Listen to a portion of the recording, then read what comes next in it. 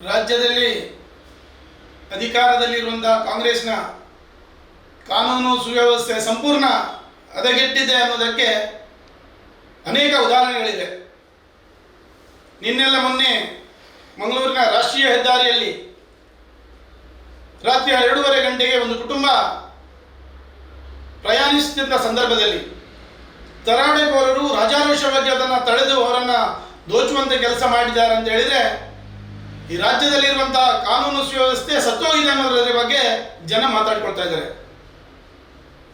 ಈಗಾಗಲೇ ಸಿದ್ದರಾಮಯ್ಯ ಸರ್ಕಾರ ಆಡಳಿತ ಬಂದ ನಂತರ ವಿಶೇಷವಾಗಿ ಅವರು ಹಿಂದೂ ಕಾರ್ಯಕರ್ತರು ಮತ್ತು ಭಾರತೀಯ ಜನತಾ ಪಾರ್ಟಿಯ ಕಾರ್ಯಕರ್ತರನ್ನೇ ಗುರಿಯಾಗಿಸಿಕೊಂಡು ಅವರ ಮನೋಧೈರ್ಯವನ್ನು ಕುಗ್ಗಿಸುವಂಥ ಕೆಲಸಕ್ಕೆ ಅನೇಕ ಬಾರಿ ಪ್ರಯತ್ನ ಮಾಡಿರುವಂಥದ್ದನ್ನು ನಾವೆಲ್ಲರೂ ಕಂಡಿದ್ದೇವೆ.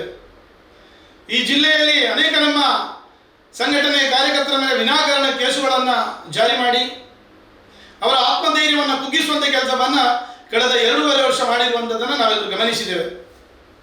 ಇವತ್ತು ಮತ್ತೆ ಈ ರಾಜ್ಯದ ಮುಖ್ಯಮಂತ್ರಿಯಾಗಿ ಮೊನ್ನೆ ಅಧಿಕಾರವನ್ನು ಸ್ವೀಕಾರ ಮಾಡಿದ ನಂತರ DKಶಿ ಅವರ ಸಚಿವ ಸಂಪುಟದಲ್ಲಿರುವಂತಹ ಗೃಹ ಸಚಿವರಾದಂತಹ ಪ್ರಿಯಾಂಕಾ ಖರ್ಗೆ ಅವರು ಏಕಾಏಕಿ ನೇರವಾಗಿ ನಮ್ಮ ಕಾರ್ಯಕರ್ತರ ಮೇಲೆ ದಾಳಿ ಮಾಡಲಿಕ್ಕೆ ಪೊಲೀಸ್ ಇಲಾಖೆಗೆ ಸೂಚನೆ ಕೊಟ್ಟಿರುವ ರೀತಿಯಲ್ಲಿ ಇವರ ಕಾನೂನು ಕಾಣ್ತಾ ಇದೆ ಅನ್ನೋದನ್ನು ನಾವೆಲ್ಲರೂ ಗಮನಿಸ್ತಾ ಇದ್ದೇವೆ.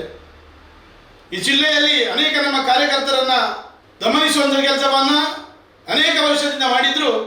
ಅದನ್ನೆಲ್ಲವನ್ನು ಮೆಟ್ಟಿ ನಿಂತು ಅದನ್ನು ಎದುರಿಸಿ ನಮ್ಮ ಸಂಘಟನೆಯನ್ನು ಬಲಿಷ್ಠಗೊಳಿಸಿರುವಂಥ ದಕ್ಷಿಣ ಕನ್ನಡ ಜಿಲ್ಲೆಯಲ್ಲಿ ಇವತ್ತು ನಮ್ಮ ಪುತ್ತೂರಿನ ವಿಧಾನಸಭಾ ಕ್ಷೇತ್ರ ವ್ಯಾಪ್ತಿಗೆ ಬರುವಂಥ ವಿಟ್ಲದ ಪೆರುವಾಯಿಯಲ್ಲಿ ನಮ್ಮೊಬ್ಬ ಒಳ್ಳೆಯ ಕಾರ್ಯಕರ್ತ ಯತೀಶ್ ಪೆರುವಾಯಿ ಎನ್ನುವ ಕಾರ್ಯಕರ್ತ ಕಳೆದ ಕೆಲವಾರು ತಿಂಗಳುಗಳ ಹಿಂದೆ ಅಲ್ಲಿ ಒಬ್ಬ ನಮ್ಮ ಗ್ರಾಮ ಪಂಚಾಯತಿ ಅಧ್ಯಕ್ಷೆ ಇಡೀ ಗ್ರಾಮ ಪಂಚಾಯತಿಯನ್ನು ದರೋಡೆ ಮಾಡುವ ರೀತಿಯಲ್ಲಿ ಭ್ರಷ್ಟಾಚಾರವನ್ನು ಮಾಡಿ ತನ್ನ ಜೀವನವನ್ನು ಸಾಗಿಸ್ತಾ ಇದ್ದಂಥ ಸಂದರ್ಭದಲ್ಲಿ ಜನರಿಗೆ ಅದರ ಬಗ್ಗೆ ಅರಿವಿದ್ರೂ ಯಾರು ಎದುರು ಹೋಗದಂಥ ಸಂದರ್ಭದಲ್ಲಿ ಅದನ್ನು ಸರಿಯಾಗಿ ವಿಮರ್ಶೆ ಮಾಡಿಕೊಂಡು ಅವರ ಭ್ರಷ್ಟಾಚಾರವನ್ನು ಎಳೆದು ತಂದು ಅವರನ್ನು ಜೈಲಿಗೆ ಎಟ್ಟುವಂಥ ಕೆಲಸವನ್ನು ಮಾಡಿರುವಂಥದ್ದನ್ನು ಈ ಭಾಗದ ಜನತೆ ಕಂಡಿದ್ದಾರೆ. ಇವತ್ತು ಅಂಥ ಒಬ್ಬ ಕಾರ್ಯಕರ್ತ ಕಾಲದ 20 ವರ್ಷದಿಂದ ನಮ್ಮೊಟ್ಟಿಗೆ ಸಂಘಟನೆ ಕಾರ್ಯದಲ್ಲಿ ತನ್ನನ್ನು ತಾನು ತೊಡಗಿಸಿಕೊಂಡಿರುವಂಥ ಅವರದೇ ಆದ ಒಂದು ಕೆಲವು ಕಾರ್ಯಶೈಲಿಗಳನ್ನು ಅನೇಕ ಜನ ಅವರ ಬಗ್ಗೆ ಅಭಿಮಾನವನ್ನು ಇಟ್ಟುಕೊಂಡಿರುವಂಥವರು ಕೂಡ ಇದ್ದಾರೆ. ನಮ್ಮ ಕಾರ್ಯಕರ್ತ ಯಾವುದಾದ್ರೂ ಸೋಷಿಯಲ್ ಮೀಡಿಯಾದಲ್ಲಿ ಕ್ರಿಯೆಗಳು ಬಂದಾಗ ಅದಕ್ಕೆ ಪ್ರತಿಕ್ರಿಯೆ ಕೊಡುವಂಥ ಕೆಲಸವನ್ನು ಕಳೆದ ಕೆಲವಾರು ಬಾರಿ ಮಾಡಿರುವಂಥದ್ದನ್ನು ಕೂಡ ನಾವು ಗಮನಿಸಿದ್ದೇವೆ.